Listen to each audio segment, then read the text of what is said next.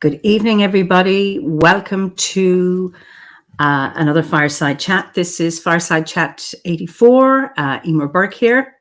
And as is customary now, I will just start with a prayer for peace. Gomara Siacán ar fud na crinne. Gomara Siacán in our Jaili agus in our Jirha. Ganairi lin in our Garmacha. Gamwich buicas jeev, jehe chivdaka, ispirit chivdaka. May peace prevail on earth. May peace prevail in our homes and in our countries. May our missions be accomplished. We thank you, guardian spirits and guardian deities. For peace. As the fever of day calms towards twilight, may all that is strained in us come to ease. We pray for all who suffered violence today. May an unexpected serenity surprise them. For those who risk their lives each day for peace, may their hearts glimpse providence at the heart of history. That those who make riches from violence and war might hear in their dreams the cries of the lost. That we might see through our fear of each other a new vision to heal our fatal attraction to aggression. That those who enjoy the privilege of peace might not forget their tormented brothers and sisters. That the wolf might lie down with the lamb, that our swords be beaten into plowshares, and no hurt or harm be done anywhere along the holy mountain. With thanks to John Donoghue. So, hi, I'm from Manitoba, Slough, Poland, South London, Glastonbury, a sunny summer London. Well, it's been cloudy today here in Kilkenny. Glastonbury, Montreal. Lovely to see you all. Where else are people from? Utah. So let me bring you to my guest this evening, and we're going to Ardnamurchan in Scotland. And I'd like to introduce John King. John, you are so welcome to this Fireside Chat. No, thank you for inviting me, Eimear. I'm looking forward to the next wee while together. So now just tell us where you're from and what your landscape is like. Well, I was born down in the south of England, but I live now in Ardnamurchan. Quite a remarkable place. When I talk about it, the difficulty I have is that, to be honest, it's difficult not to feel rather smug. It really is a special place, and it actually inspired a song. So may I start with a song? Yes, you can. Okay, so this is a song called The Land of Waking Dreams, and I'll explain afterwards where the actual title came from.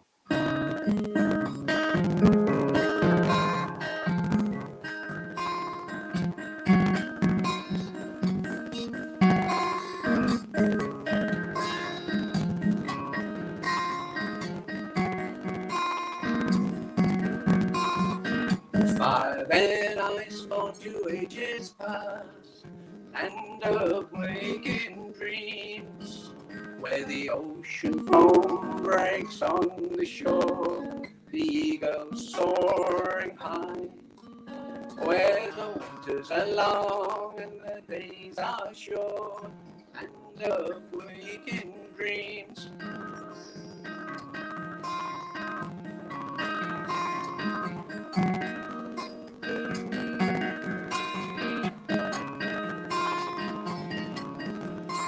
Where oak and birch and grow and grow, land of waking dreams, where wildcats roam and otters play, the mighty stag stands high, where the sun shines soft and the breezes grow, land of waking dreams.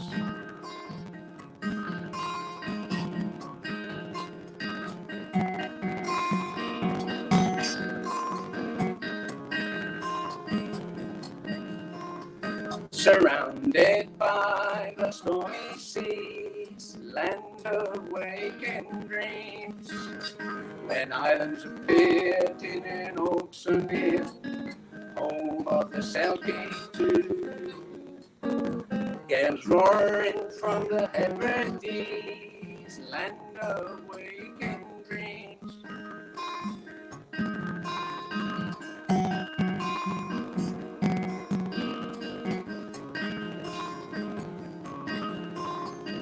settled by man in ancient times, land of waking dreams.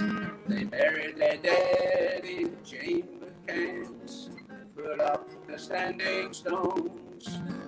You can see their ghosts walking on the land of waking dreams.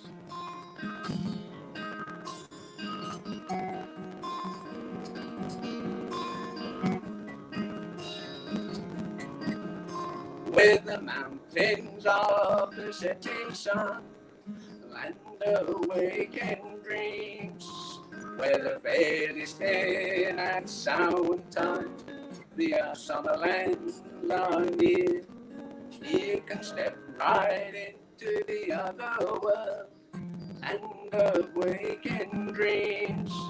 You can step right into the other world, land of waking dreams.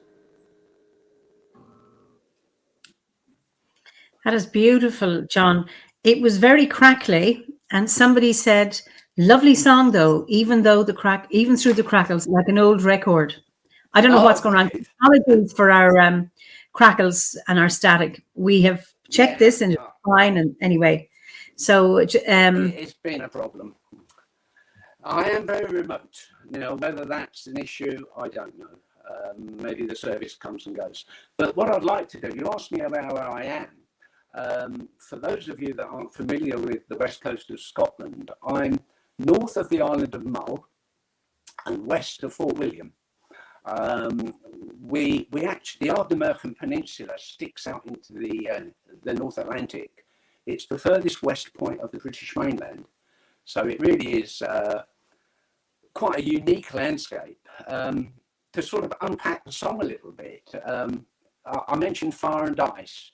It's actually a volcanic landscape. It's formed by volcanoes. And if you go onto Google Earth, you can actually see a huge volcanic caldera out at the western end of the peninsula. So it is quite a unique landscape. And what makes it even more unique is the fact that it's basically, there's a lot of what we call acid oak woods. And acid oak woods are a quite unique habitat. They stretch for 20 miles along the shore of the loch, and the whole of the 20 miles is special scientific interest. And I actually live within a triple SI. In fact, my garden is designated as a triple SI, which is rather wonderful, really. What's a triple SI? Site of special scientific interest. And it's a designation used in the UK to protect areas that have a particular ecological habitat.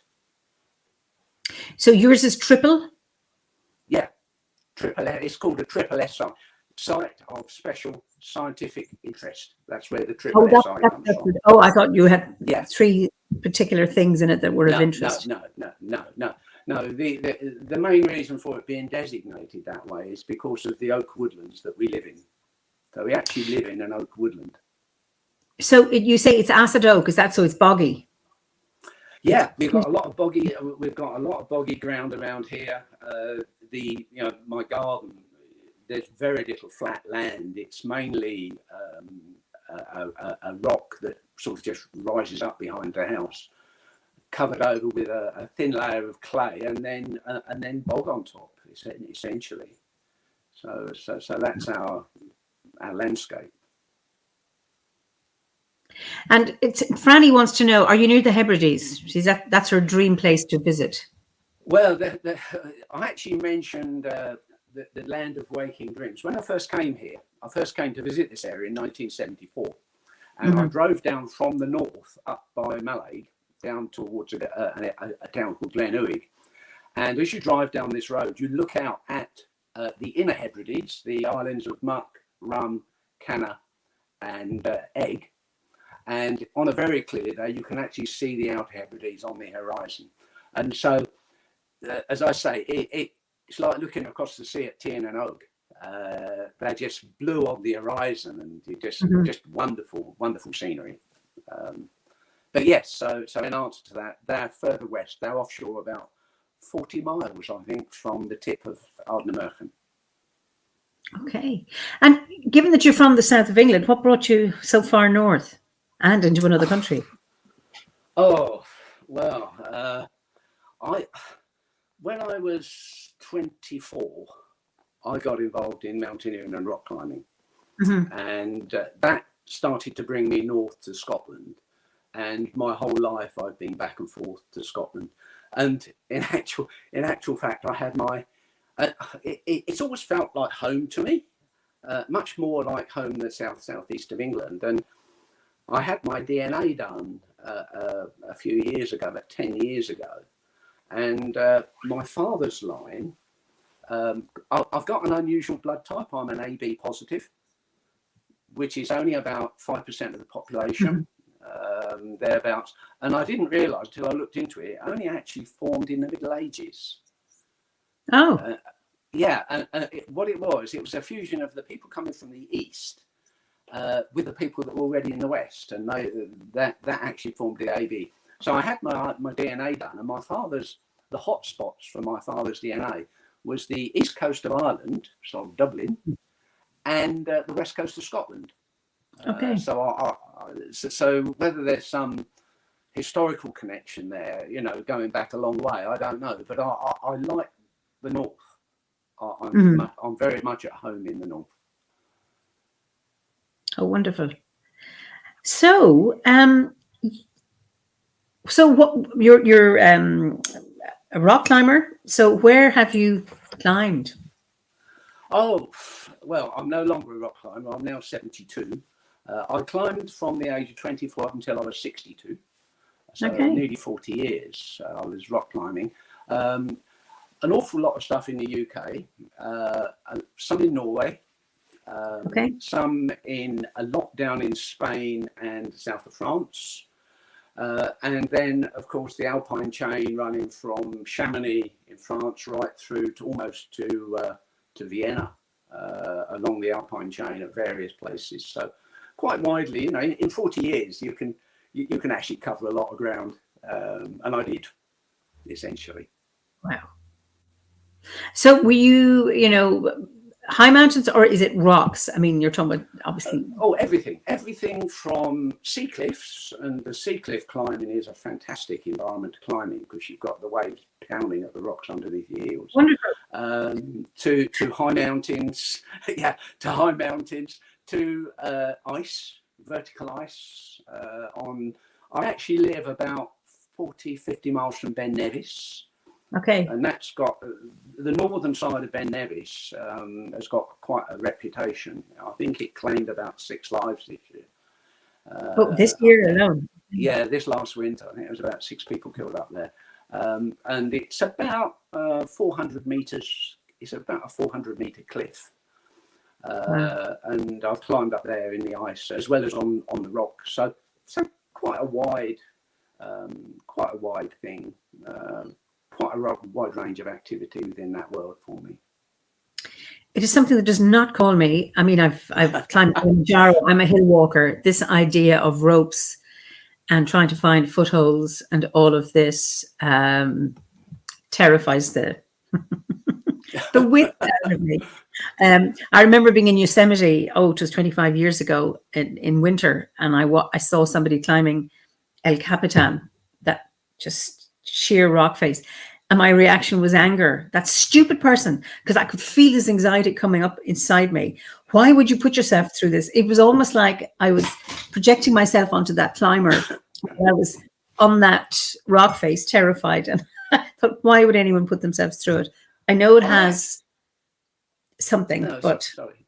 I don't think your reaction back in and I'm assuming this was in the 80s or 90s? 98, 97. Yeah. Oh, so it's quite late. I was going to say earlier, when I first started climbing, it was pretty much a reaction got off people. People were positively hostile towards you sometimes. But what I saw happen over my sort of 40 years in the sport really was that, and I'm going to be a little bit controversial here, as they commodified it, and it became a commodity, and you could go on climbing courses, and you could buy all this flashy gear, and you could, they started to put up climbs that have got a bolt line on them, so that basically you lead up with a rope tied to you. You have 2 carabiners on a short sling. You clip into the bolt, clip your rope into the lower carabiner. If you fall off the distance above to the distance below. Yeah. And what they've done, they've basically commodified climbing, and it's become an Olympic sport, and it's been much more acceptable. And now you say to people, you go climbing, they go, oh yeah, really? Oh yeah, I've done some of that. So it's changed, and like many things, the commodification of the activity has really given it a sense of respectability. I tell you now, commodified or not, the idea that line is there so I can attach my carabiners, I would be very grateful for that. I'm not trying to, what is it, hammering my little payton to find my foothold myself. That's scary. Yeah, well, they don't use pegs anymore. But okay. That's how out of date I am. It's the most remarkable activity. It takes your place, and I'm not just on about the physical activity of climbing, the physicality of it, but it takes you to a place that is, there's sort of 3 things I've been involved in my life. One was rock climbing, the other one was yoga, and the other one was Buddhism, meditation.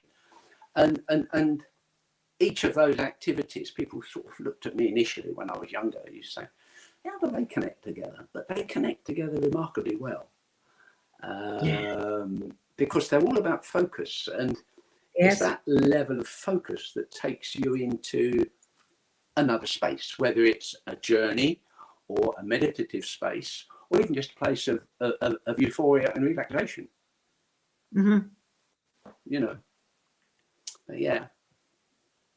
Now, that I get, because obviously, I mean, I certainly know meditation requires focus, and yoga, and the idea of being so focused on your climb and on your next move.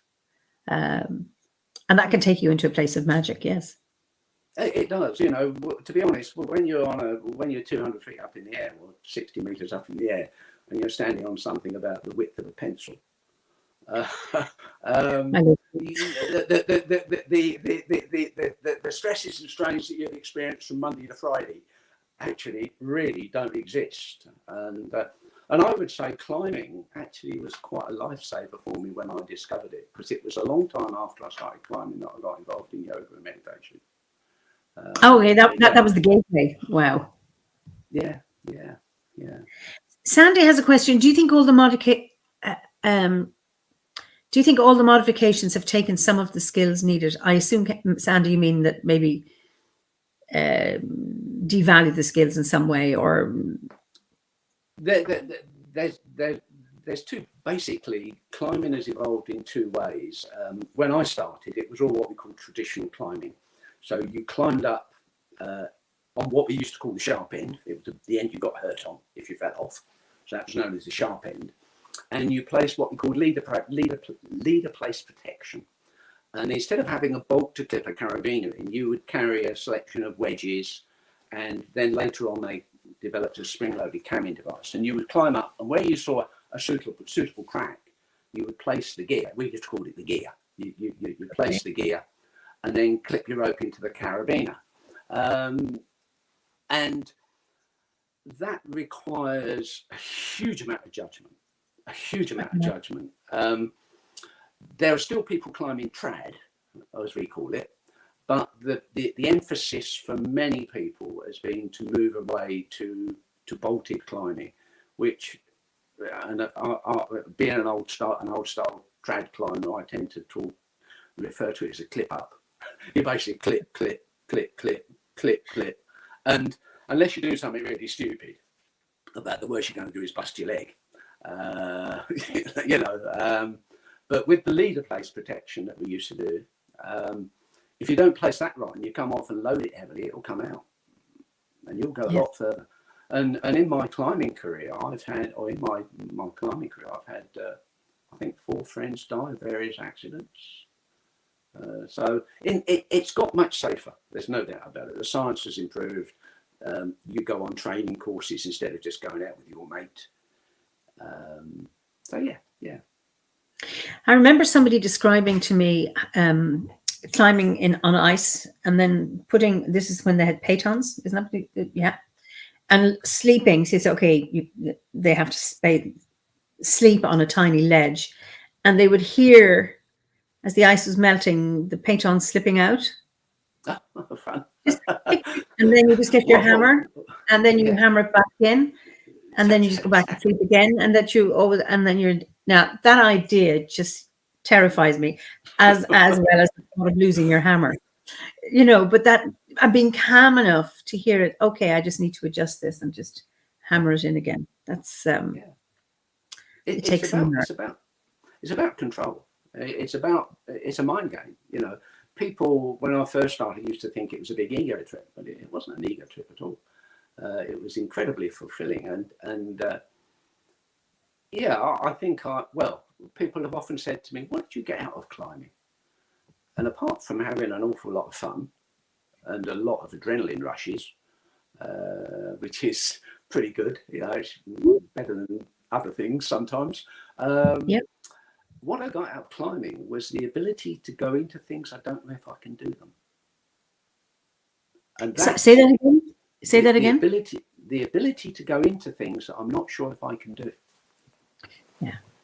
So, and that is, there's a various poems about that, whereby, it's that fear of failure that stops so many people doing what they would really like to do in their life.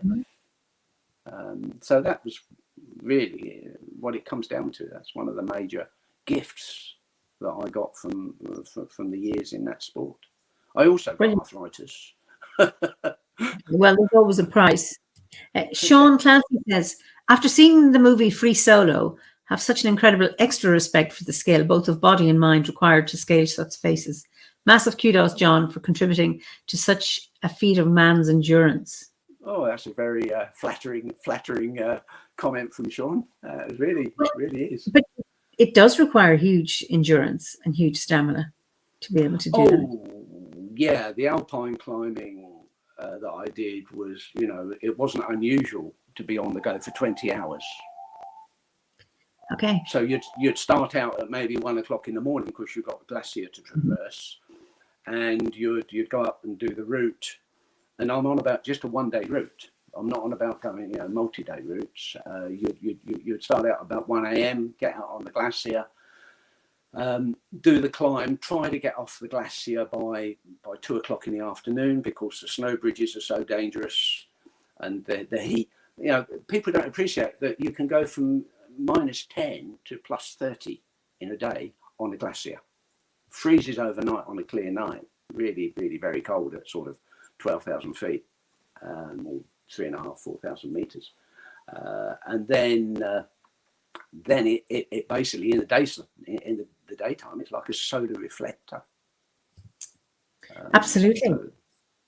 I'm climbed Kilimanjaro, so for the final peak to go up to Uhuru Peak from Kibo Camp, we started at midnight, and then I was a bit slow. I arrived maybe around 9 a.m. and now there was no snow actually, fortunately for me. So I am a wimp. And then we spent a half an hour on the top, but then the altitude was getting to me. I was getting quite euphoric, so my guides were quite concerned about me and came back down. But that was an 18-hour day, so it was whatever the climb up and then coming back down all the way just to come down to lower altitude, much lower than what we had started, but fascinating. But that shows an incredible sort of level of endurance with you. It takes a resolve to push through that, to push through that discomfort and that feeling that can I? You've got to believe that you can, and that's a great gift. If you can have that headset, then that I believe is a huge gift. I knew I was going to do it because I had already had my test, and my daughter was born in this room when I was 42, and I had been reading that in labor, when a woman begins to feel that she's not going to make it, that's it. I can't. It's usually a sign that you're going to push. But often the woman panics or the carers around her panic. But I had read this and my midwife was very, very calm. And when I reached that point, I thought, no, I still haven't. I'm still not ready. And I was. So I had realized I pushed her out. So that I had reached that point where I thought, I can't do this anymore. I can't do this anymore. I can't. And I did. So I knew that if I ever get to a point where I think I can't do it, I know I can. And climbing Kilimanjaro, I never reached that point where I thought I couldn't do it. Very good. So I know that my biggest challenge. Yeah, and I still didn't get to that point, but I knew if I did, that I was going to crawl on my hands and knees to get to Uhuru Peak. There was nothing stopping me, and now, there was no ropes. This was all. I was on I was on my 2 feet, but I would have done it on all fours. But I was determined to. But I never reached the point of where I didn't think I'd make it. I already had my challenge, and I still haven't had a similar challenge to that one. But that's my benchmark. If I can do that, then I can do anything. And it was wonderful. Well, I think you're proving that by taking over Philip's job. To be candid, that's a big ask, and I think an awful lot of people would blanch from from that role, and you've stepped into it and doing a fabulous job, I believe. Well, thank you. You're very kind. I think that's a general feeling from the membership of OBOD. Thank you. You're very kind. Yeah. I appreciate that. Yeah. I'm good for you. Thank you. And Anne Beer says, so interested to hear Eimear's comparison. In labour the second time, I had a kind of vision of climbing Mount Everest. I get that, Anne. Absolutely. There's a question here from Jackie. Did you have a moment during your many climbs when you feared for your life? Yes. In fact, I've had 2 very near misses. The first one was when I was just before I was 30 and I was on my own in Norway. I've always had quite a tendency to be a solitary person. And I was in Norway and I'd walked through a range of mountain called the Jotunheim, which was quite interesting actually, because it's the time I actually had my first, what I would refer to as a spiritual experience. Okay. I'd been on my own for 3 days, and Norway, the Jotunheim, a very, very rough country. The glaciers have only just retreated and there's miles of boulder fields, and I was walking through, it was 60 miles from one settlement to the next with no roads. So it was quite an undertaking, and it was just me, and I'd been on my own. And the third day it had been really grim weather, and I had trouble, it was so stony, I had trouble pitching my tent. This is 1979. So we didn't have things like nice self-supporting geodesic tents. We had little ridge tents in those days. Yeah. And you had to put pegs in the ground. And it was so stony, I couldn't get the pegs in the ground. And it was blowing a gale, so I couldn't just use boulders. Anyway, eventually I got this tent up. And I was pretty low. I was probably hungry. I was pretty low down. And I sort of got inside and pulled out my sleeping bag, and my sleeping bag was wet through. And so my solid, my optimism went into my boots. Yeah. And I was sort of sitting there thinking, this isn't good. I'm miles from anywhere. And things aren't working out too well. And I looked down, and there was it's almost like a little dandelion growing inside the fly sheet where I pitched the tent. I hadn't seen it when I put it up. And I saw this little yellow dandelion, and all the stress, all the angst, all the sort of grumpiness just fell off me, just went.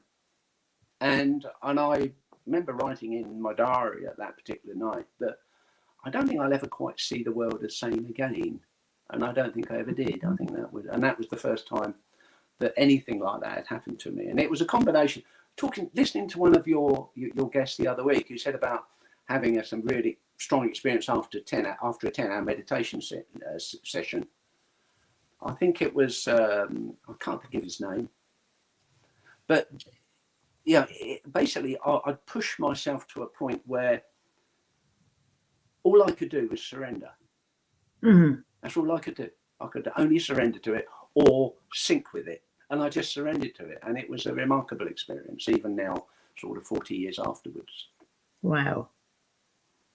But so how did to the question, I was going to say, it's a long explanation to the question. Yes, later on in that trip, I fell off a boulder in a very remote country. I thought I'd busted my leg. And I was on my own, and this is in the days before mobile phones. Anyway, I realised I hadn't busted my leg. But what happened, I was at about 5,000 feet above sea level, and the weather turned really bad. And if I'd have stayed there, I'd have succumbed to hypothermia. I realised that I would die. And I had to get down. And again, one of those times when, when the going gets tough, the tough gets going. That's what you can do. You either lay there and go. And then the second time that I stood a real risk of death was about 14 years ago. I think I was 58 or 59. And I was on the border between Germany and Austria at about 9,000 feet. We'd done a 1,500 foot climb up this wall. And we got to this summit, which was about the size of 4 car parking spaces. And we got trapped there in a major electrical storm. And I mean a major electrical storm. Huge lightning and everything. And how on earth me and the guy that I was with didn't get struck by lightning, I don't know. But, wow. Yeah. Survived, obviously. It's incredible. Absolutely incredible. Wow. So when did you take up your so you did that for your 62, and then are you still teaching yoga? No, I stopped teaching yoga. I started to teach yoga. I got involved in yoga when I was 33. I had a lot of depression problems from about 20 through to until I was about 36, 37. The climbing helped because it would give me a peak. Yeah. But then that was followed by a bump. And I was bouncing along the bottom until I got the next climbing session. So it helped, but it wasn't the solution. I got involved when I was 33. And then when I was, and then 1987, I was asked if I would take a teacher training course. And I taught yoga from 1987 right up until I came to Scotland, which was in 2014. So I taught for the best part of 30 years. I was teaching yoga, which was incredibly rewarding. Although my sort of way of doing it was to say, or to my ethic, if you like, because I've sort of already mentioned the commodification of climbing. And it's a bit of a hobby horse of mine, the way everything is commodified, everything's put a price on everything. But whilst I made money teaching yoga, I didn't teach yoga to make money. That was my ethic for teaching. And yeah, it was incredibly rewarding activity. And that carried along with my climbing over the years, over all those years. Yeah, carried through. And that wasn't your main occupation either. Oh no, I was quite a busy person. I actually worked as an architect when I was. I come from quite a disadvantaged background, really. And when I was 15, I got a job as an office boy in an architect's office. This is 1965, and bless them, they sent me back to school, which I hated. But it was a building college. And I ended up training as an architect and working as an architect up until I retired in 2000, Christmas 2000. You retired young. Why did you retire so young? Well, let me give you a good example. I was offered the boss's job in this architect's department. The 2 people before me had died, and the 2 people after me had died. Okay. In service. So what I was doing, I was managing these big commercial, these big projects. They were big projects. Some of it was housing, some of it was commercial. One of the jobs I did was modernise a whole town centre, and it's a very stressful job. And it became, as I used to say, more wrestling than dancing. Okay. And I thought, you know, I had a choice. I could have a lot more money, or I could have a lot more time. And I thought, Yeah. no, I'll go for the time any day, because, you know, none of us have a guaranteed lifespan. No. You know, so that's what I did. And then for 9 years, I indulged my climbing, I must say. I used to spend 2 to 3 months in the Alps every year and things like this. So it was lovely. Oh, wonderful. Wonderful. Brilliant. It was. Used to make my heart sing. Ah, absolutely. Taking you to such heights, of course. It's brilliant. Yeah. So you mentioned your Buddhist background. So were you a Buddhist before you became a Druid, and how did you weave your way from one to the other? Yeah, well, as I've already said, I had quite a lot of depression. It followed a very unpleasant incident, 1970. Drink, drugs, and fast cars don't mix. Mm-hmm. And 2 people died. It was merely providence that I didn't. I happened not to be in that car, but I could so easily have been in that car. And that really tipped my head up. That really, you know, tipped me over and made me start to question things. So I had this period of time where I found life very difficult at times. Mm-hmm. And that was why I got into yoga, and I found yoga was quite good. And then I had a past life experience, actually, which tipped me into Buddhism. I was on the Isle of Skye with a friend who I'm still friends with. I've known Bob for close on 50 years. And we had what we call an epic. When you have a climbing epic, it's not a good situation to be in. Okay, so it was a bit of an epic. And when you're stressed, you tend to shout at each other quite a lot. Yeah. And so the following day, we decided he would go walking that way, and I would go walking that way.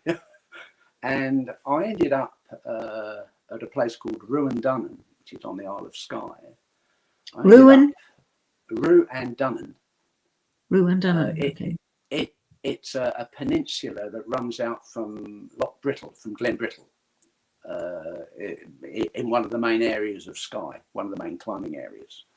And I ended up sobbing at a ruined croft. I'd lived there before. I'd gone home.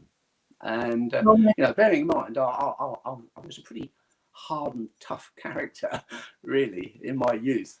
I had quite a lot of control on myself, probably more than was good for me. But it absolutely broke me right down. And I sort of started to investigate that. And then, lo and behold, a few months later, about 5 miles from where I lived, a Buddhist monastery opened up, a Theravada monastery.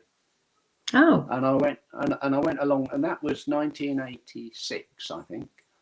And I went along to them to one of their beginners meditation evenings. That's where, so that was the start of it. And would I consider myself a Buddhist? I'm not too keen on labels. When I had to fill in the census form, I actually put down pagan because I felt it was an appropriate thing. But certainly the Buddhist teachings and the care, I was very, very fortunate that the monastics that trained me were top drawer. They were top drawer, and they spent so much time just listening to my verbiage, and giving me little snippets of advice and just helping me along the way. They were fundamental, really, to where I am today. Yeah. Oh, that's beautiful.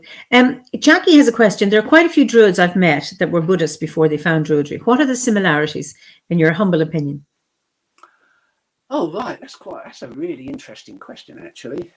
Obviously, not everybody believes in past lives and the reincarnation idea. And in fact, within the Buddhist tradition that I come from, the Theravada tradition, it's rarely talked about in the Western side of it. If you talk to people from Ceylon and Thailand, which is where the the center of Theravada Buddhism is nowadays, they will talk very much about rebirth. But from the monastic treatment, from the monastic teaching point of view, it's not talked about much. But it's always there. It's always there. And of course, within Druidry, I've heard many people talk about that aspect of it. That people feel there's this cycle of life, and we're born and we die, we're born and we die, or we die and we're born. So that's probably the main thing. The Theravada tradition that I was involved with was a forest order. It comes from the northeast corner of Thailand, so it's known as the Forest Sangha. Okay.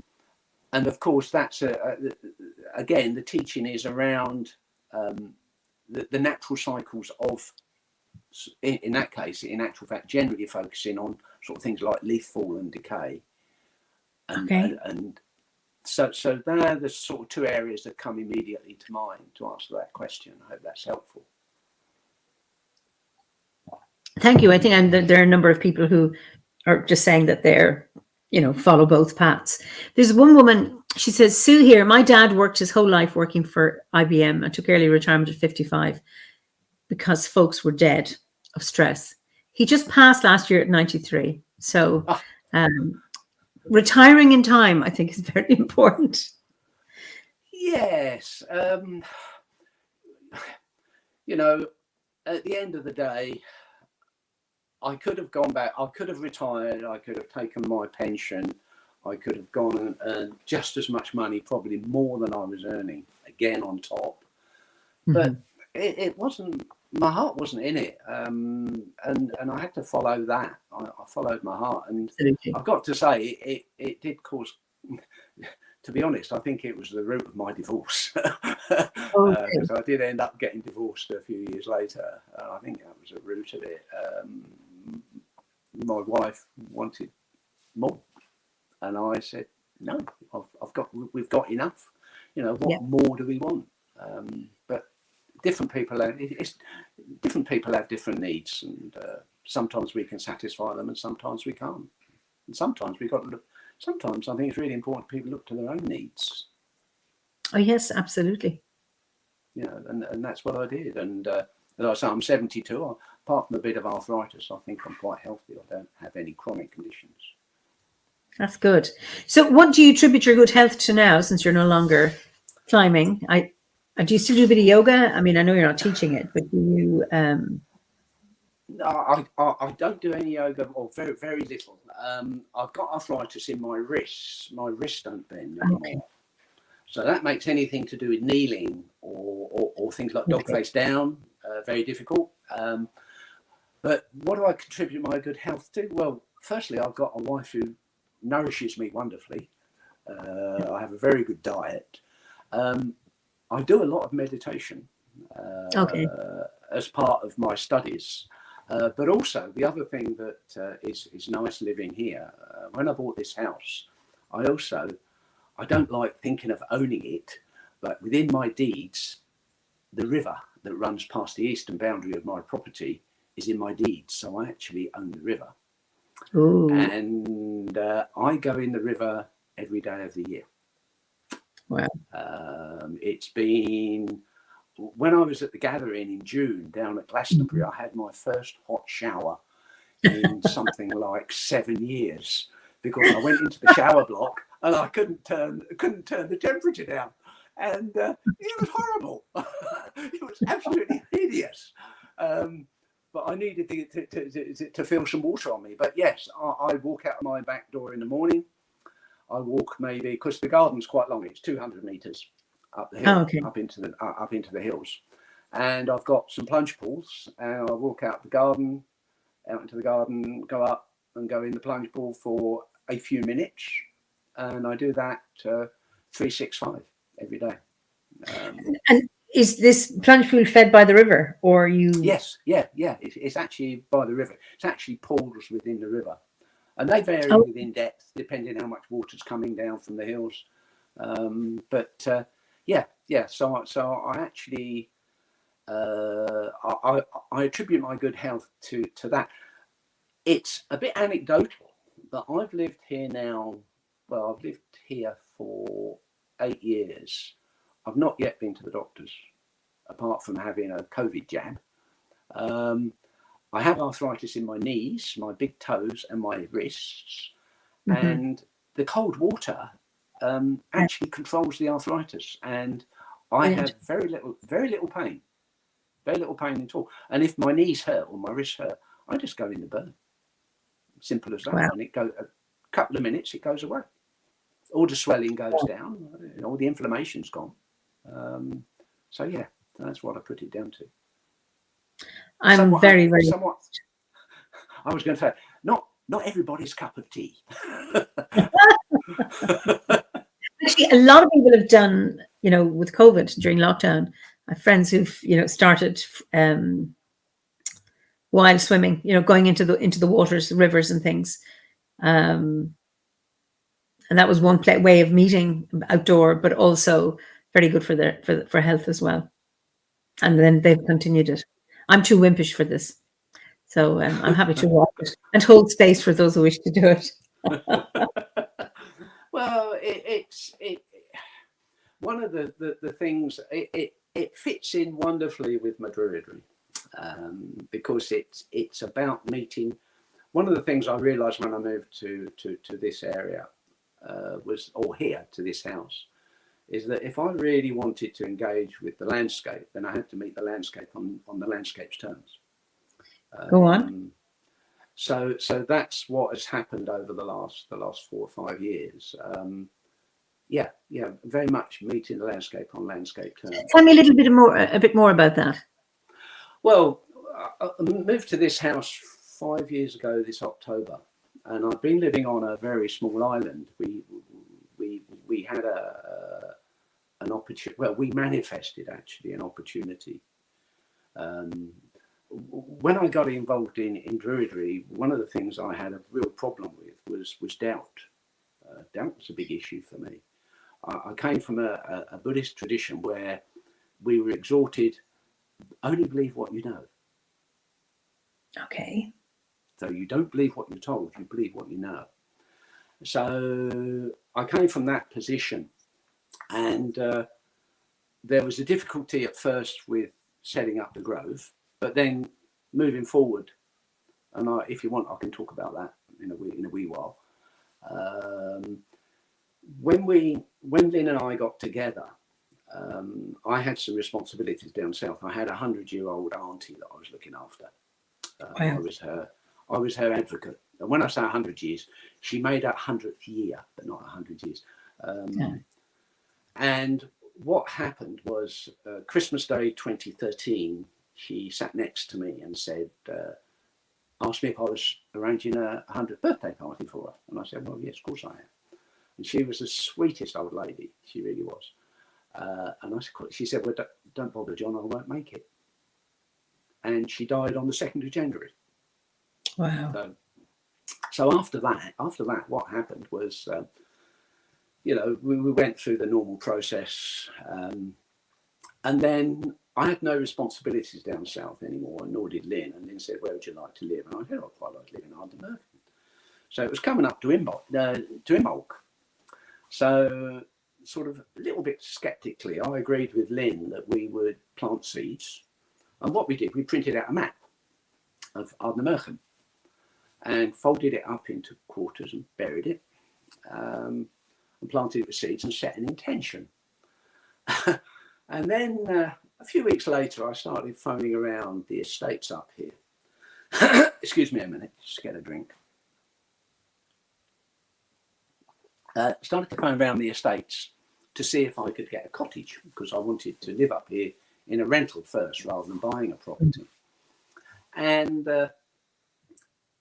eventually I got a response from a small island, the owners of a small island called Ilinshona, which coincidentally is right in the centre of the map that I printed out. Oh. Right. So we ended up agreeing a lease on a cottage that was 2 miles from the jetty on a track, with no electricity, no internet, no mobile phone signal. The water came from the burn, The heating was from a multi-fuel stove, and the cooking was on gas. So we sort of agreed this, and then in the March we went up to visit, and I was sort of still a little sort of, yeah, fine, you know, manifest this, blah, blah, blah. Still this sort of sceptical head of mine that was there. And we walked out to this cottage, and it was in the most magnificent situation. It looked out to the islands of Egg and Rum on the horizon, to the west of us, and we were about 500 meters from the end of the island. And I'm inside the cottage talking with the manager of the island, and Lynn gets all excited, my wife, she gets all excited and calls me outside. And outside there's a whacking great lump of rock sticking out of the earth. And carved on the rock are the initials JK. My name. Okay. Now, if you, and in fact it referred, on research, it referred to someone called John Kennedy, also had the date 1917 under. John Kennedy died in the First War. But, you know, the chances of my initials the right way round, it could have been KJ, but it wasn't, it was JK, being carved in that rock are literally trillions to one. I don't know if there's any mathematicians on the broadcast tonight, but, you know, if you can raise 26 to the power of 26 and times it by 2, that would be the chances of that happening. And those sort of things have happened to me, and it's allowed me to set aside the skepticism that is so prevalent with me, or that I find difficult. And I suspect I'd be interested to know if other people listening this evening have equally an equal struggle with that issue. I don't know. I'd be fascinated to see. I always think a certain amount of skepticism is very, very healthy. It keeps you grounded. And I mean, I like the fantastical. I like magic as well, but there is a part of me that is skeptical. My ordinary conventional friends think I'm not skeptical at all, and then the others on the other side would probably think I'm more skeptical than open to stuff. So it depends on which way you look at it. But that is fascinating that you found the JK on the stone. Yeah, as I say, it was just such the most amazing sort of synchronicity, I think we would call it, if you're being specific. And we lived there. We lived on this island for 3 winters and 4 summers, so nearly 3.5 years before we decided to buy this place. And some of the winters we were the only people on the island, so it was it was quite exciting. How did you get on the island, by boat or how? Yeah, I had to buy a boat. I remember taking delivery of it, and I said to the manager, I said, "Could you come across and with me when we get the boat?" He said, "Yeah, why?" I said, "Well, I don't know how to start it." You know, so it comes in to sort of just, I'm going to have a go at this and sort it out. And that's what I did. And then I had a quad bike. Of course, I had to take all my supplies in, everything. I took in about 3 tons of coal a year, Calagas, and then obviously food and all our furniture. Well, we didn't take too much furniture because it was a tiny cottage and partly furnished, but we had to take stuff in, and it all went in on a quad bike. It used to take us an hour from the house to the mainland to go shopping. Wow. So how far is the island from the mainland? About a mile offshore. So it was enough to be quite sobering when it was blowing a force 7 or 8. It really was. You had to use your, again, it come back to something I've been well trained in, using my judgment about conditions. So I take it there was an engine on this boat that you didn't have to row. No, I had 25 horses on the back. That's a modification for you now. I mean, if you were really walking your talk, you'd have rowed. Well, but were you ever trapped on the island? Go on, sorry. Go on. No, go on. Actually, I would say you refer to that. Back in the 50s and 60s, the postman used to take the post over, and he used to row over every day. Wow. Oh, absolutely. Yeah. But sorry, what were you going to say? Were you ever trapped, like not able to get off the island? Oh, yeah. Yeah. That's not being able to get off. Yeah. Yeah. There were times when we would go in the winter because you were battling tides, or you were having. One of the ideas going there was to actually put ourselves.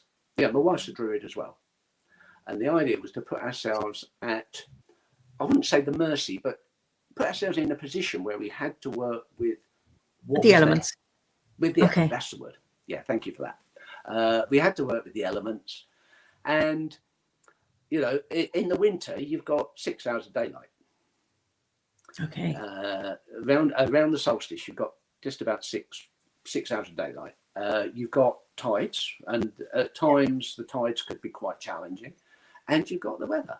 So, yeah, there were a few times where we didn't get off for maybe 10 or 12 days, and you had no choice. And when I went there, I was just coming up to 65, and the sorts of comments that I was getting amused me intensely. People were saying, "Have you had a full medical checkup?" and do you think it'd be a good idea to take a defibrillator? And someone else said, "What would happen if you had a heart attack?" And I just looked at him and said, "Well, I'd die." It's as simple as that. It's putting yourself into, it's trusting a situation and being prepared. Put yourself in that situation, and then what comes back to you are the most wonderful benefits. The time, and I can speak for my wife, the time we were on the island was such a wonderful time. And I only came off because the owner wouldn't sell me a house. Wow. And obviously you got on well enough to be. Oh, yeah. The owner is. Oh, no, I mean, you and Lynn. Yeah. Lynn, oh, crikey. Yeah. We rub along quite well together, actually, which is essential. But yeah. So just for our viewers, Lynn, John's wife, Lynn Genevieve, she was a guest. Oh, I don't know how many months ago. Maybe before, I can't remember. At the beginning of the year, maybe she was a guest. Yeah. Towards the beginning of the year. Yeah. Oh, that's wonderful. So you would have bought the house, would you? The cottage, if he was going to sell it? I wouldn't have bought that one. One of the difficulties with that one was, and Lynn found it increasingly difficult. She's got an elderly father, and she likes to talk to him. And in order to get a mobile signal, you had to walk 1.5 miles to get a mobile signal. But there was a cottage on the island that actually had a mobile signal, and it even had electricity to it. And if the owner had said, yeah, okay, or give me, say, a 99-year lease, then I would have bought it and extended it a little bit to make it a bit, and done some modernisation. But no, I understood. I understood the owner's position. They didn't want to split the island up. Although we were quite useful because we were sort of like unofficial caretakers, really, in the winter months. But yeah, it was fun. It was fun, and it was immensely rewarding. And then what happened? We then came here to Fasca, and just fell in love with the place, really. It's beautiful. So I take it you've running water in your house, do you? What, the one on the island? No, the one you're living in. I mean, because I know you drink the water from the river. Yeah, and you bathe in the river. Yeah, I am actually 70% of this place. If you think about it, because this glass of water comes. There's a small dam about 500 meters, probably getting on for 1 kilometre away from the house. It comes down in a plastic pipe, an alkapine pipe, and into a header tank, and then comes into the house. So it comes out of the river into the house. All we do is filter the water. We just filter the particles. There are no cows or sheep grazed on the hill behind us, so there's no danger of things like liver fluke and things like that. So although we do have the facility to use UV, we don't, and we drink live water. And as I say, I am actually 70% of this land. If you look at my moisture content. Wonderful. Both inside and out. That is absolutely wonderful. Absolutely. Tell me, I'm interested in how you got from Buddhism into Druidry? What was that pathway? Or how did you discover the order, for example? Well, you can blame that on Lynn. I was a single man living quite happily on my own. Didn't really want any.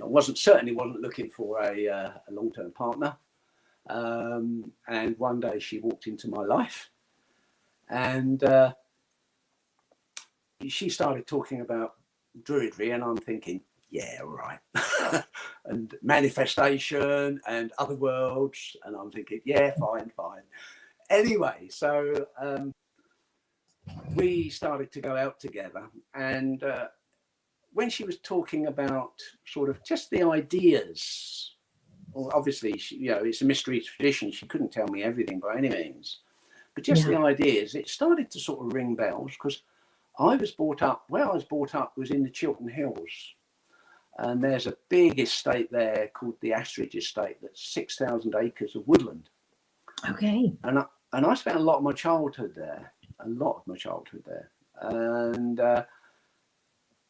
she started talking about that, and it started to sort of ring bells for me. And I thought, oh, that's quite interesting. And then what happened? She invited me to the 2011 summer gathering as a guest. Oh. And I thought, I'm going to meet all these old men with white beards. Right. And I went along to the gathering sort of open-minded, and met the most wonderful people, actually. Wonderful people. I met people like Adrian Rook. I remember meeting Adrian, Barry Patterson, bumped into Philip, Esther and Robert. Philip. Yeah, departed now, bless him. Well, I met these wonderful people, wonderful open people, and got chatting to people. And I thought, yeah, okay. So I signed up, and in fact, I checked my diary the other day. My first bardic entry was made on the 9th of October 2011, which happened to be my 62nd birthday. Wow.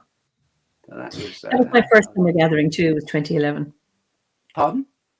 2011 was my first. Yeah. I think I might have met you there as well in passing. I remember noticing you and Lynn, because you're quite a striking couple, and it was Lynn's hair. And I remember saying to you, and I don't know if it was that time, I said, your wife is very beautiful. And you said, I think so too. Oh, absolutely. And I still do. I'm absolutely besotted with her. I make no excuses. No excuses for that. I'm quite happy to admit that I'm a very fortunate person. Very fortunate person. So when would you say, has there been a time in your life when Druidry has supported you, particularly Druidry? I don't know. No, I wouldn't say Druidry has really supported me, because, to be honest, since I've been involved in Druidry, life has actually been very positive. I've not had, I can't say, I've been, it's now 11 years, and the last 11 years have been probably as good as any previous years. Like most people, in fact, I refer to the time between my 20th birthday and my 36 years when I got involved in Druidry. I often refer to those as in some ways, my lost years, because I didn't live very skillfully during those years, and I did have a lot of difficulty. Later on, before I met Lynn, times were tough. I went through a very, well, to be quite candid, I'm quite open about it. My wife basically ran off with a friend, but after having a 3-year affair with him, and life was difficult, to say the least. Yes. And the thing that supported me there was the yoga and the teaching, and it comes back to where I said I got so much from my yoga teaching. It was the need to go out there every night, because I was teaching 3 nights a week. Okay. And it was the need to go out there and actually give rather than take. And I found that as a really powerful, a huge help in a period of 4 horrible years, actually, absolutely horrible years. yeah. So so I can't say Druidry has actually supported me. It's the previous spiritual practices, and Druidry is just one of the ways that I actually used to describe, because people were puzzled going from Buddhism to Druidry. What Druidry, I think, has done is helped me join up the dots. Okay. I've got a much better picture than I had previously. It's been, and that's been an important factor. Well, I'm curious, so what dots were not joined up, and Well, that Druidry did join for you? Do you during think? my days of within the Buddhist tradition, and actively being really active in the Buddhist tradition, I did a number of long silent retreats. Sometimes supported 15 days, no speaking, 1 meal a day, 10 to 12 hours meditation each day. And some of them I also did retreats, solitary retreats in the wilderness as well. I did a number of those. And whilst they were incredibly helpful, what came up for me was that there was like a spiritual yearning that in some ways Buddhism never addressed. And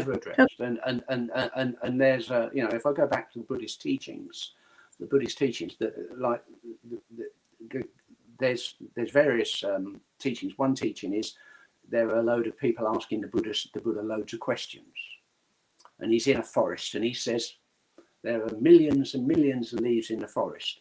I'll just give you a handful, but that's enough to make you free. So the teaching that you were given was actually quite pared down. It was quite pared down, and it never really addressed that spirituality. And when life was tough, to be honest, all I wanted to do was get enlightened and get out of it. I didn't want this life again. I didn't want to go around another cycle of samsara. And so when I got involved in Druidry, one of the first things I heard Philip talk about was the embodied nature of Druidry. And that was immensely helpful. And the reason why it was immensely helpful is on one occasion during one of these long retreats, I had a very, very powerful experience. Mm-hmm. Without going into too many details, basically the ego wasn't there. Okay. So I actually saw behind, the point is you say I wasn't there. There was no I. But there was an awareness that glimpsed what is behind the facade that's John, the facade that's Eimear, and that we all carry. And what came from that was, following that, there was an undifferentiated depth of compassion that just blew me away. And this is, I've got a friend who was a Jesuit novice, actually, for many years. He never took the full order, so he was a Jesuit novice. And I've talked to him about it, and he said that he knew people within the Jesuit community that happened to. But one of the problems with those type of experiences is that once that has been experienced, you just want more of it. Yeah. You just want more of it. And the more you want it, the further you are from it. Okay. That's the paradox. And one of the things that I've found really lovely about Druidry, once I got involved in Druidry and started to get past this doubt stuff, I did quite well. My life here is, I'm very privileged. I have the time and I've got the location and the facilities. And I basically do an hour's meditation, straight sit an hour, no problems. I've done it for 30 years, so half my lifetime. So it's not a problem. But there's not that. What has happened? I've been able to drop that striving. There was always that striving to move up, to move on. That has dropped away. And that's made a huge difference to the way that I practice. So yeah, it's been quite. Fascinating. Jackie has a question. Would you say Buddhism gave you the inner peace, enlightenment, and mindset, and Druidry gave you the understanding? That's not a bad. That's actually, Jackie. That's actually quite a good analogy. Yeah. I think that. Yeah, Druidry is sort of around. It's joined up those dots. It's given me that broader understanding, and you know, my place within the scheme of things. I've always had a pretty good idea, but you know, even now, like last year, I had an experience that really moved me forward. I think I need to explain something else. Really, I made a comment. Well, I made a comment earlier on about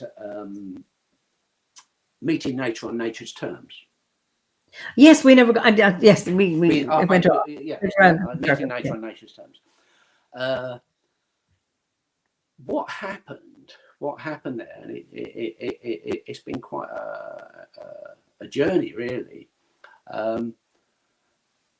When you practice a lot of yoga, no need to go there. Go further back. When I moved here, I had a lot of work to do on the house, renovation work.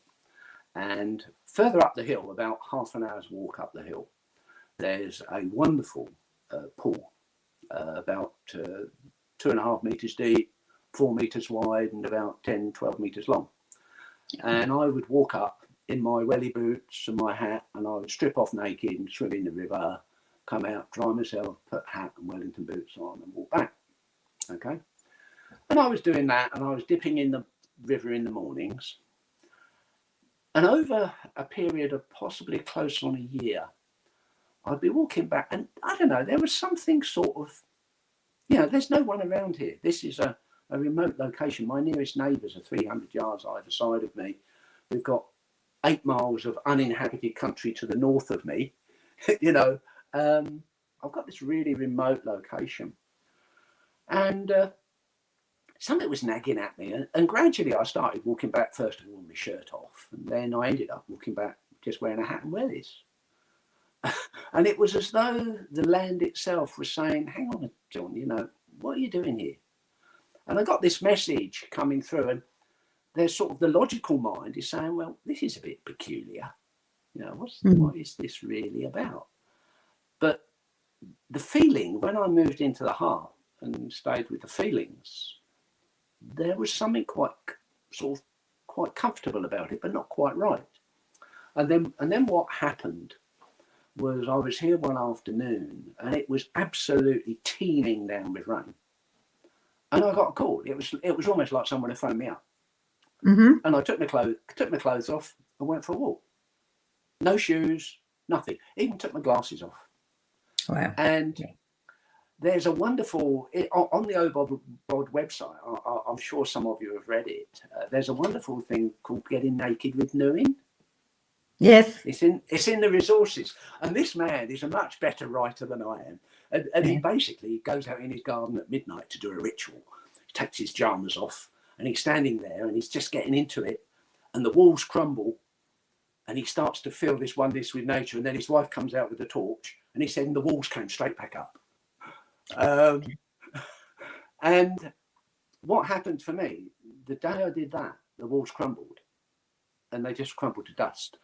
And my connection with the land and the environment became so intense. It was, and it was unexpected. That was the whole point. I didn't expect that. I've lived here 5 years. I feel more at home here than I ever felt living in Hertfordshire for 65. Wow. So there's a gift from Druidry. I was prepared to listen. That was beautiful, beautiful. Yeah. Marcus, I don't know if you know Marcus Polonius. I'm sure you do.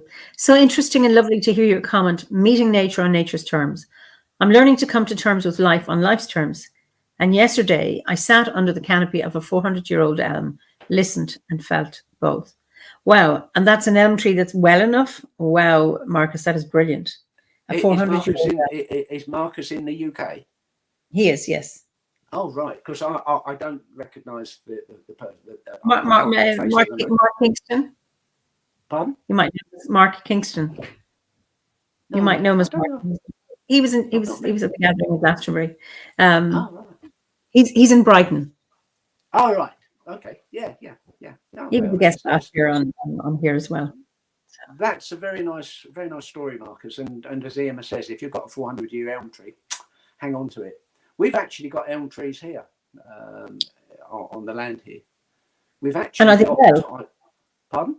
Yeah, are they well? Yeah. They're the wych elm. Okay. And we've actually got 13 of the 20 owen actually on the land in my garden. In the land. Very good. Which is nice. I have a young. We had other elms and they died, but they always produce seed. So elms don't die out; they produce young ones, and as long as they stay small. And where this one is, I don't think it's going to go particularly high because it's in a shady area, and that keeps it well. Marcus says it's one of a surviving twin called the Preston Park twins. Oh, that's wonderful. Yeah, it's wonderful. If ever I'm in Brighton, I'll go and chat to it. Yeah, brilliant. Just beautiful. And Franklin Lavoie, who was a guest a while back, it's a pleasure to listen to. Was it Franklin that you were referring to? Okay. Yes. Franklin I was referring to. Yeah. Yeah, brilliant. Because he was saying about how the pain took him to a certain place. The pain of sitting took him to a certain place, and that's very true. And in fact, I made a comment on that evening. That's very true. That's very true. The climbing, when you move beyond where you think you can go, but also that was what took me to the place on the retreat. I've been sitting for probably three hours, cross-legged, and all of a sudden, everything changed, and literally everything changed. That particular incident changed my whole perspective on everything, life and death. It's sort of. I've been reflecting recently. We've got this awful war going on over in the Ukraine, and the sorrow for not only the Ukrainians that are dying, but the young Russian soldiers that are being just thrown into an awful situation. And when I sort of reflect back, the point is what happened to me and what I experienced is not exclusive to me. It's exclusive. It's what I believe it's what underpins the whole of life. Even people like Putin has got that spark in him, but he's forgotten. And that's the tragedy. And that's the tragedy for each and every one of us, when we feel bad about ourselves, when we beat ourselves up. Excuse me, all this talking is giving me a little bit of a frog. But we beat ourselves up. And at the essence of everybody, there is that, I suppose the only word I can use, and I don't mean it in any sort of Christian connotation, but that spark, which I can only call a divine spark. And that's that is right at everybody's core. And that I don't believe it. I actually know it. That's your Druidic one, or not your Buddhist thing is what is it? Yeah, you believe what you know. Yeah, absolutely. I don't believe it. I know it because I experienced it, or I didn't experience it, but the experience was had. And I mean, that's very similar in Druidry because we don't have a set of beliefs, No. And that it's through your own experience. And I think that's so important. Often people say, "And do you believe in God?" It's like, well, it's not what I believe; it's what I know. It's how I experience divinity or deity or spirit. That's what's important, not what I believe. And then you don't get caught up in the rights and wrongs of beliefs or fundamentalism. Is that this is just my experience, and how valid my experience is, how valid your experience is. You know, it's a cliche, but I'll say it anyway. There's many ways up a mountain. Yeah. Simple as that. It is as simple as that. There's many ways up a mountain. There isn't just one way. There's many ways. And the spiritual life and the spiritual experience, although, as I say, I said earlier, just a few minutes ago, about my friend who was the Jesuit, you know, they were experiencing. I was on the only other person I've ever spoken to who described my experience that I could really say, yeah, was I was on an intuitive herbalism course. Uh-huh. And I won't say the guy's name because I don't think it'd be fair. But he was telling us about a similar experience, and I'm sitting there listening to him, and I'm thinking, I know what you're talking about. And he had the same experience, and he saw it as Christ consciousness. You know, different people. I think when you have these spiritual experiences, I think what happens is that whatever place you're coming from, you tend to experience. So if you're a Christian, you'll experience the Christ consciousness. Similarly, if you're a Druid or a Buddhist, you'll experience it differently. So the experience is different, but there's that essence that runs through that is the same, and that runs through the whole. It's what sort of, you know, we're trying to describe the ineffable, but to me it's like a thread that runs through the whole of creation, that we're able to, that we're part of that thread. There's something on. I've never really thought of it that way, but we're on that thread, and sometimes we'll experience the thread directly, and other times, and you know, if the circumstances are right, and it's really about circumstance. Absolutely. Franny says, I need to learn how to embrace that. I'd love to leave that nagging feeling, always questioning if what I'm doing is wrong. And I think maybe I'll let you speak to that first, if you want to comment on that. You know, that nagging question, what she's doing is wrong. How would you respond to that? Well, I've got to ask a question as well. Does she mean wrong from the point of view of not fitting into a pattern, or wrong for her? Is she trying to fit into a pattern? It says it comes from a strict religious upbringing. Ah, yeah. So there's. I hope I don't offend it, but it's basically there's some baggage there. One of the things that, if we go back to my Buddhist days, as I say, when I got involved in 1986, I was a pretty mixed up bunny. Really was. I was finding life very difficult, up and down, up and down, up and down. And there was a wonderful little monk. His name was, the word they use is Ajahn. Ajahn means teacher. And his name was Ajahn Santacito, which meant silent mind. Oh. That was his name. And he was a Jew from the Bronx, believe it or not. He'd been a monk for 20 odd years.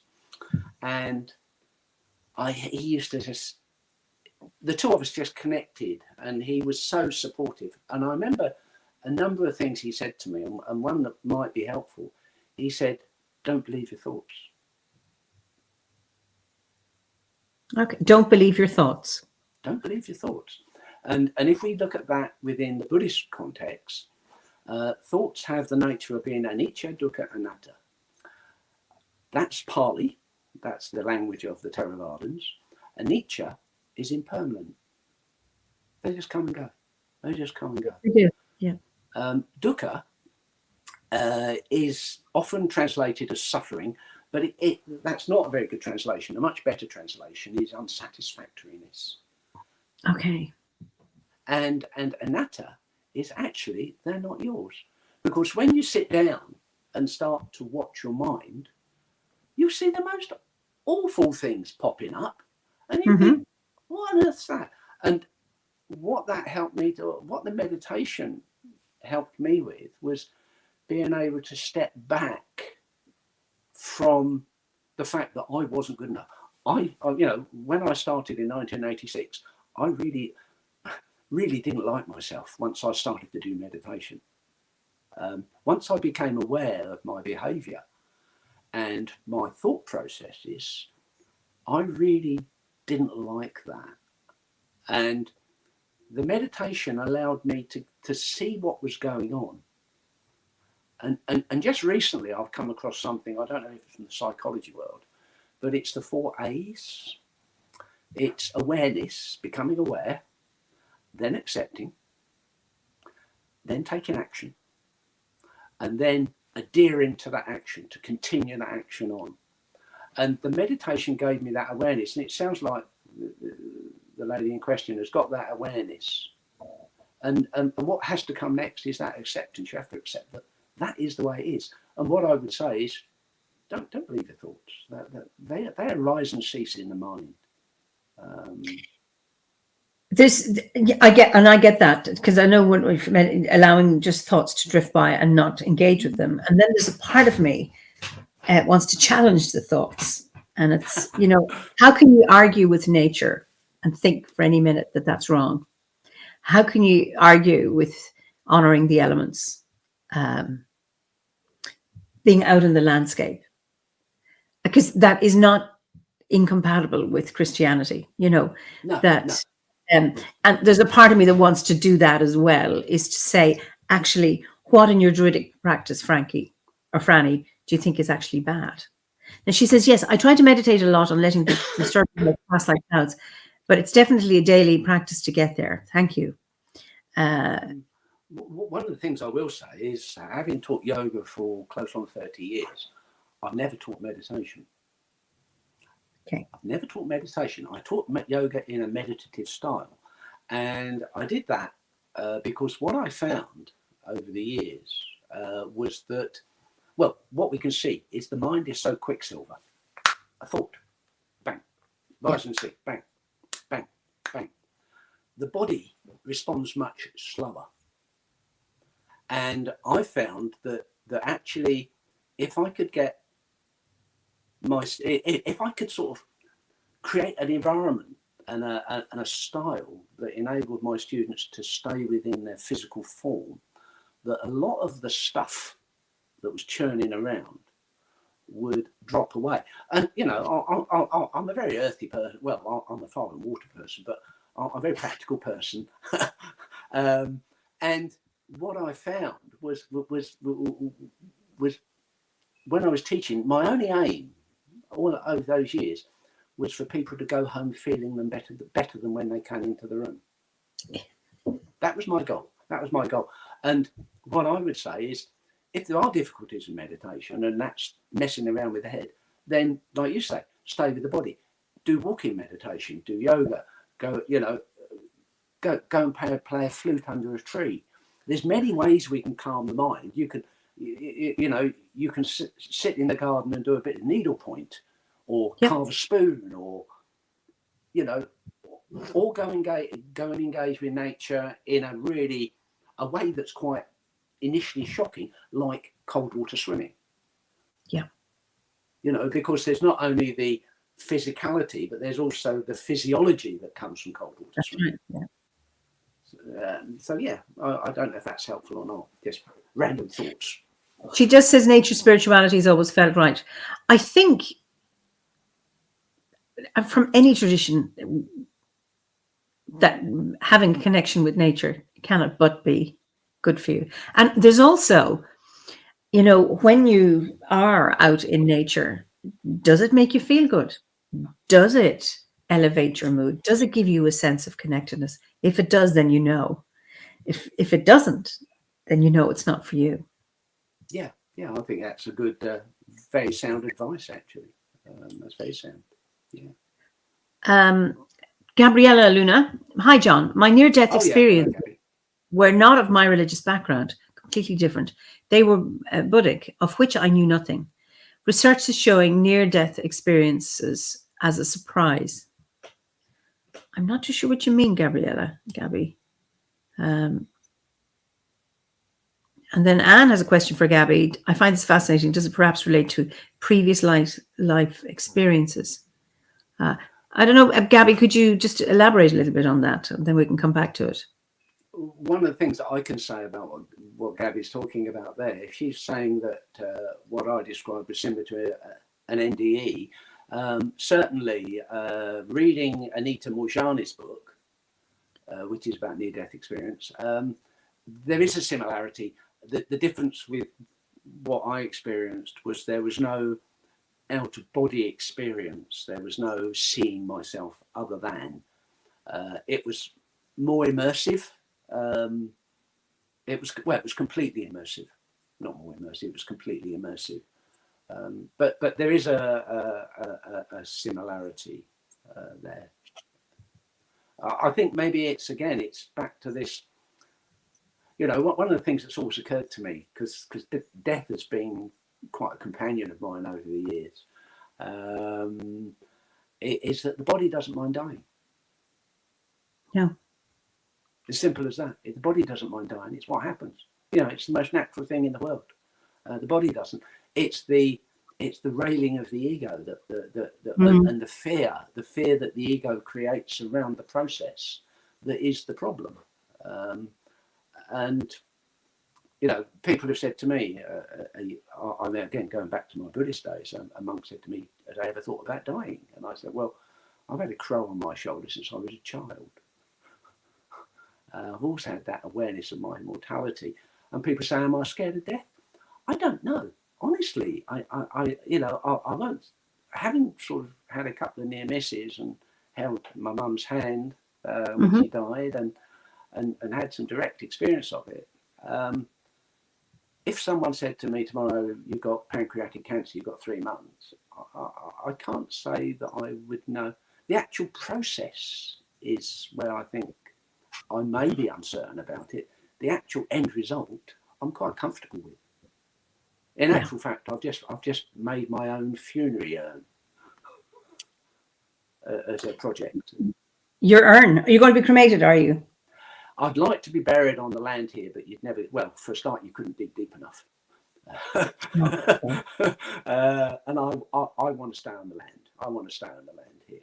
This is my okay. And the only way I can do that is to be cremated.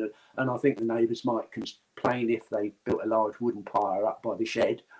I think they might, yes, yeah. You know, they might complain about that if it was done that way. So yeah, I'm going to be cremated, and I've got my just as a. It's part of meeting nature on nature's terms. You know, I mentioned that things have changed for me. I've just finished my OBOD review. And this is, you know, I don't mind talking about my personal life at all. Quite comfortable with that. Just finished my OBOD review, and I've got the most wonderful tutor.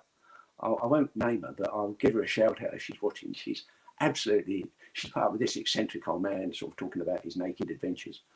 And I wrote to her and said, "Look, I'm going to do my review. I'd like to do a film." And anyway, we negotiated it a bit, and I did a written review, fully illustrated, and I did quite a bit of filming, and I sent her 2 films. One was of a song that I wrote, I was given actually by a tree, and the other one was me explaining what I'm going to explain to you.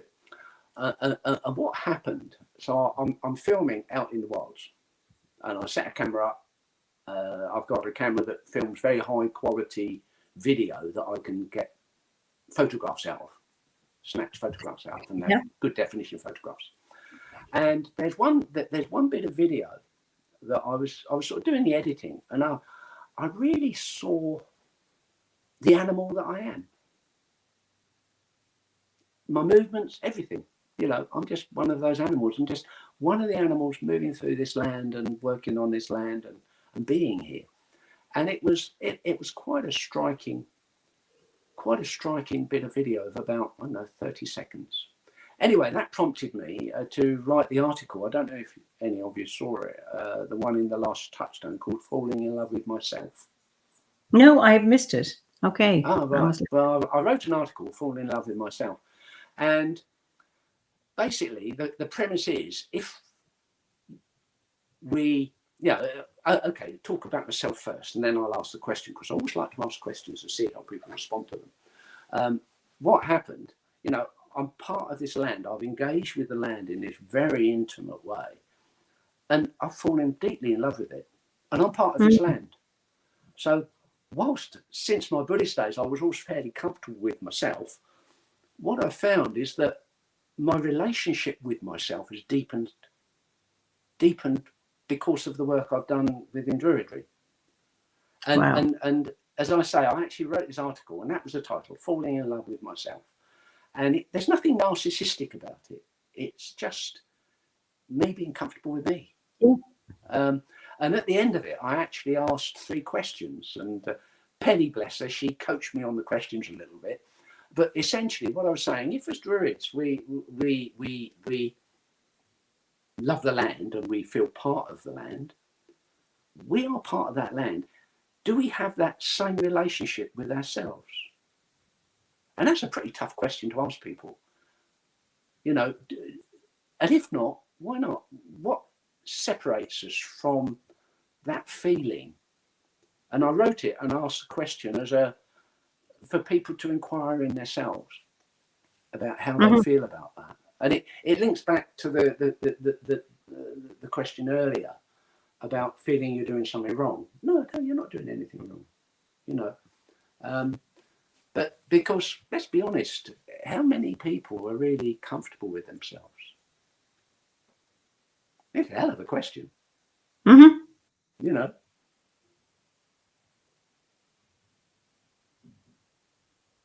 I think it's a good goal to get to the point where something to move towards, because I mean, so many of our societal messages is that we're not. Either it depends on how we were brought up, you know, about being a bad child, not being good enough, or your school's experience, or society.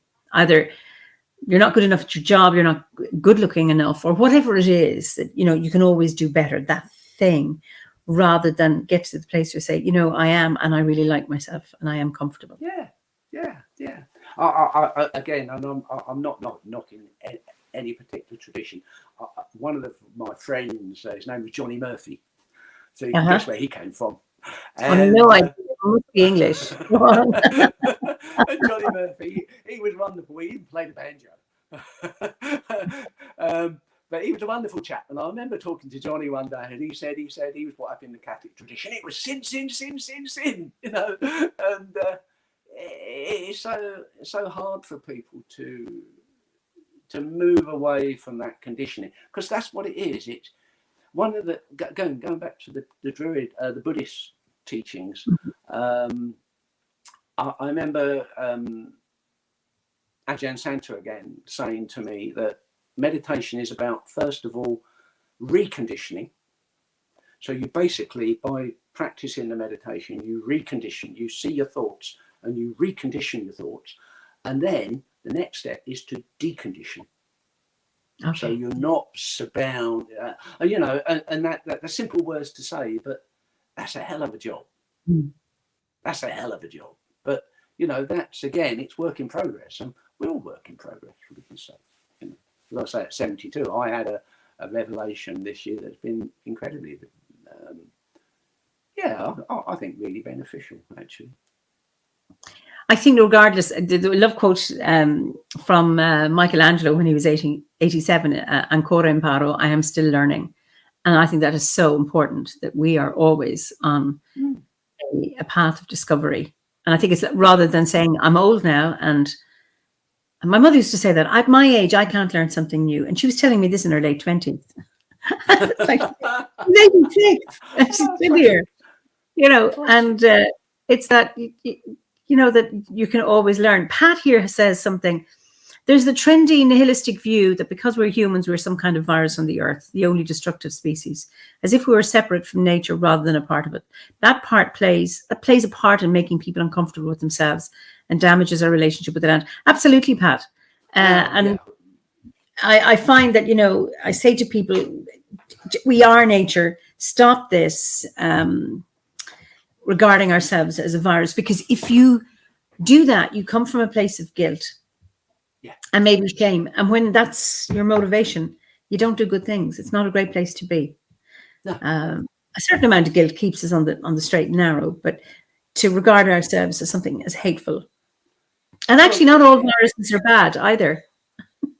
Coming back to guilt, one of the things that's very different, that was very, very different about Buddhism, there are what we call the five precepts. And they're not 10 commandments. They're not thou shalt not. Yeah. What they are is I choose to refrain from. Yes, and that's a choice. And that's lovely. There's a huge motivation. And absolutely. And so, you know, that sort of put a whole, so whether it was choose to refrain from taking life heedlessly, refuse to refrain from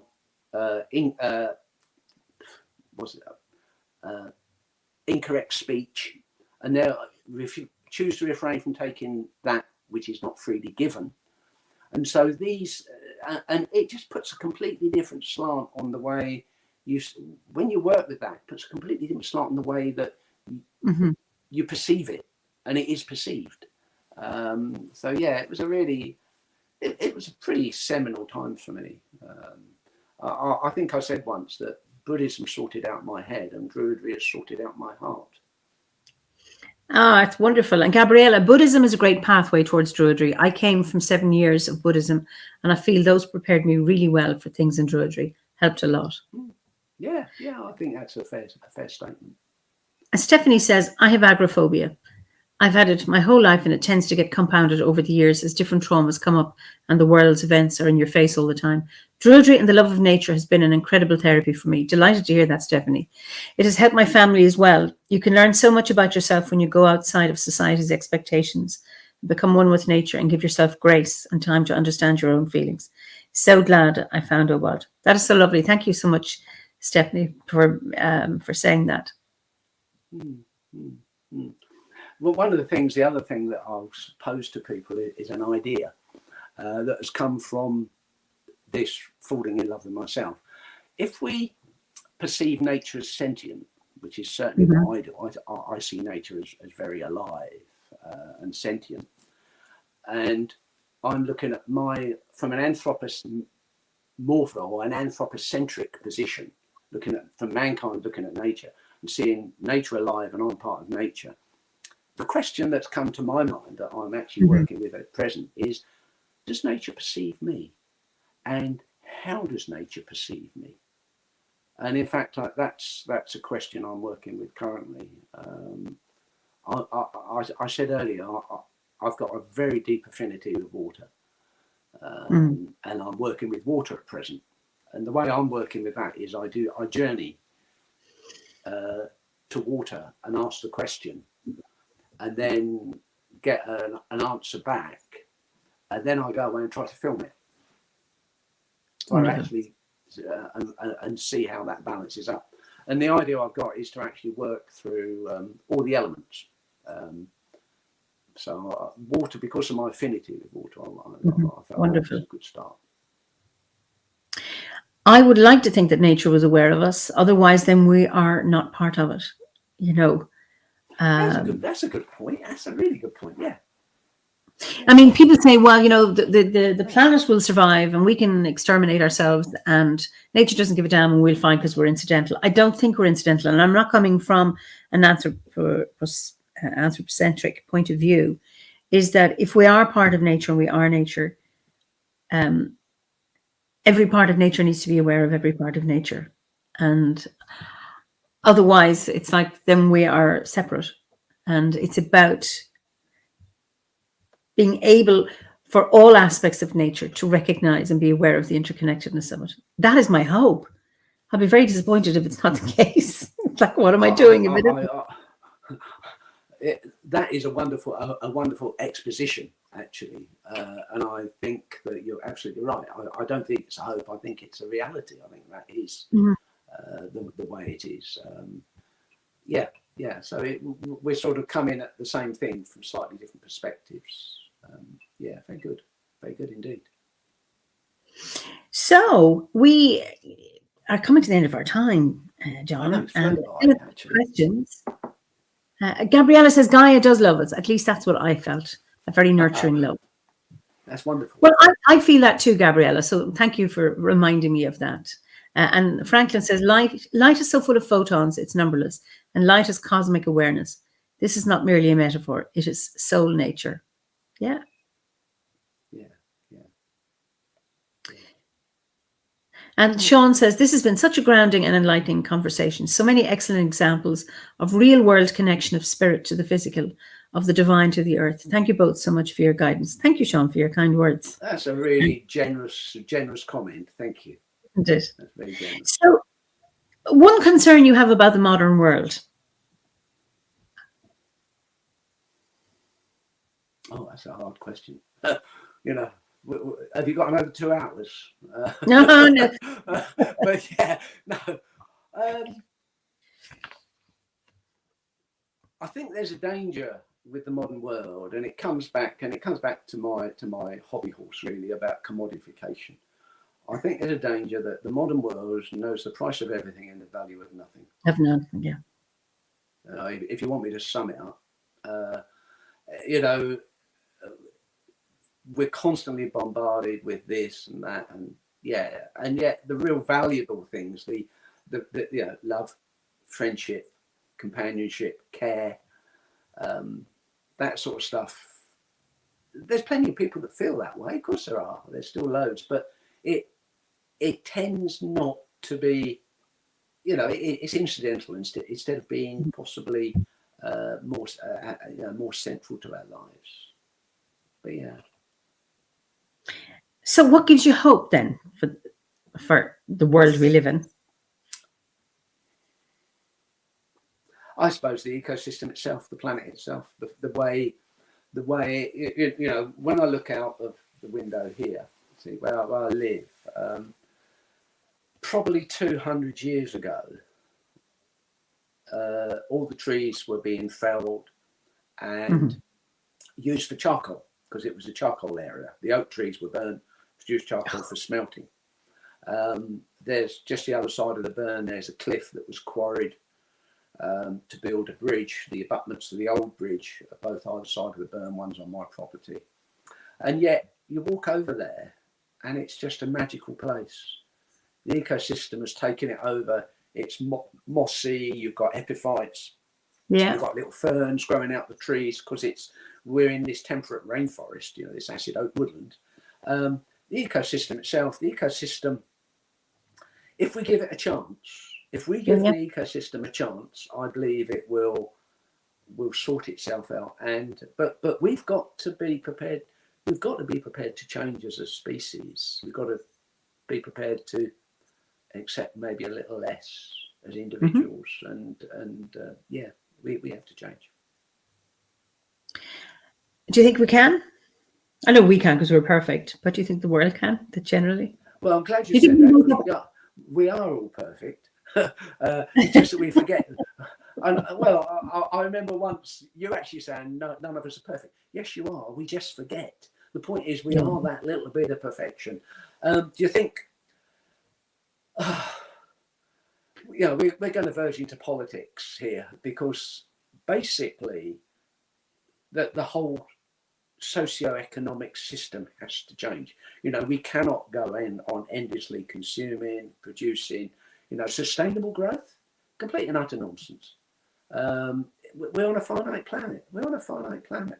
And you know, so can we change it? We have the potential to change. The potential is there. What we need is the will of society to change. And it was interesting how society has changed since COVID came in. Actually, you know, society has changed. There's been a significant change, in some ways for the better. What I was a little bit dismayed was why it all sort of jolted back. You know, it sort of moved into a slightly greener sort of way of working, with people riding bicycles and getting out, and, you know, maybe more of a work-life balance with people working from home. And then all of a sudden, as soon as they took the restrictions on, you know, off we go to Marbella. Yeah. You know, and yeah, it's up to mankind. The choice is there. It's clearly laid out, and the future is laid out there too. Will they do it? I'd like to think they would. Well, let's we are go on. survivors. You know, we are inbuilt survivors. You know, the time when I thought I busted my leg in Norway, I had to get off that mountain. It was 8 miles. I could barely walk. I knew the consequences of not doing it. We are survivors. It is an innate part of our being. So maybe we will be successful. Let's hope so. And now my final one, your favorite season of the year and your favorite ceremony on the Wheel of the Year. Winter. And you in Scotland.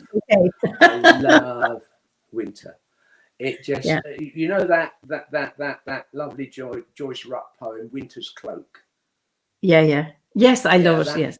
That is in I've got a little meditation hut that I built up the garden that's off grid, but I go every day. And that's on the wall, winter. And the ceremony, my favorite ceremony is the winter solstice. Okay, in the dark. It's that tipping over. But yeah, from sort of souring up to you know, and it where I live is cold and wet, but there's something really wonderful about that season. But, yeah. Well, Gabriella likes to bet on what will be my guest's favorite season. And she said, my phone jammed before I could write, but I wouldn't have said winter. Gabriella, live in hope. Yeah. John, it's been such a joy chatting to you this evening. And I know our viewers really enjoy the conversation as well. So we must come to a close, and I just allow you just to say goodbye to everybody. Well, first of all, I'd like to thank everybody for tuning in. I hope you've enjoyed what we discussed. I would apologise if it's been a crackly old line. Ian and I, we did work all sorts of bits and pieces to try to resolve it, but you know, it's what we've got, and that's it. So thank you once again. We're coming up towards Lunacy next, so enjoy the season as it stands. Bye-bye.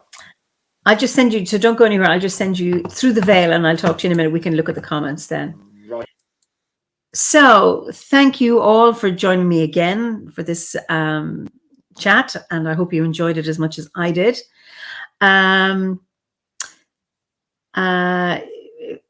Stephanie says, thank you both for your time. Lovely discussion. There are so many amazing guests on these fireside chats, full of guidance and spirit. Absolutely, Stephanie. I feel such a joy chatting to everybody. I look forward to these every week.